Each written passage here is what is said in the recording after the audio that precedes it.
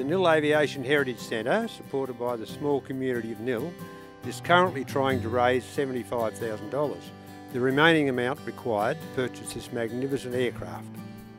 It's a Wirraway, beautifully restored aircraft currently owned by Borg Sorensen and his family, and one of only 4 airworthy Wirraways in Australia. And the NAHC wants to bring it home and place it on display with 2 other aircraft, the Avro Anson and the Tiger Moth, which were paramount in training over 10,000 troops at the Nhill Air Base during World War II, before they were deployed for combat. With more and more Australian warbirds being purchased by overseas investors, this opportunity will never come around again. Over 2 years we have raised $225,000, and you can help by donating now or keep watching for the full story on the Wirraway. Hi, I'm Rob Lynch.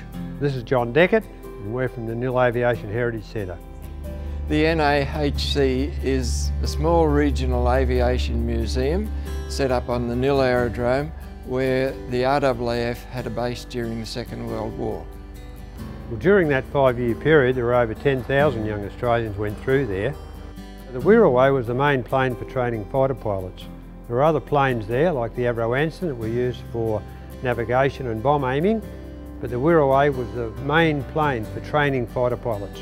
It's the first production-built aeroplane in Australia, and they built 755 of them at Fisherman's Bend during the Second World War, and they all just went to the smelters, and that was it. After the war, we lost a lot of heritage by that. And one day at work, I thought, these aeroplanes were built here and they're all being scrapped, and I thought, what a shame. And I thought, I'll see if I can rebuild one. And I started to collect bits in 1984. And it took 18 years, full 18 years before it was done. But here it is behind me. So it's a pleasure to show it to you.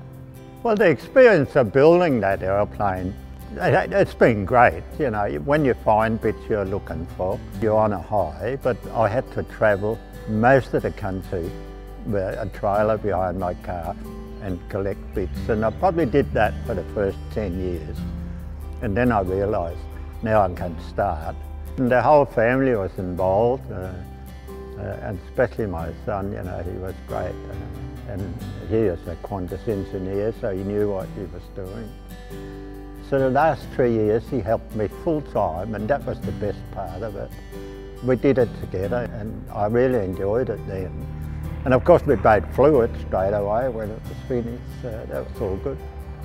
So there's not a bolt, a nut, a split pin or anything in that plane I haven't had in my hands. It would mean a lot to me to have the plane at the museum at Nhill. I got people that want to buy that plane and just fly it for air shows and do aerobatics, and I'm not going to sell it, because to do that, you know, in 10 years, you know, there'd hardly be anything left. I know what happens to aeroplanes when you start to bash them around like that. So for me to see it in a museum, it'll be there forever. I'd really like that. It'd be good. This is an incredible aircraft. I believe it's the best in the world. We need your help. It's a magnificent plane. Please help us purchase it.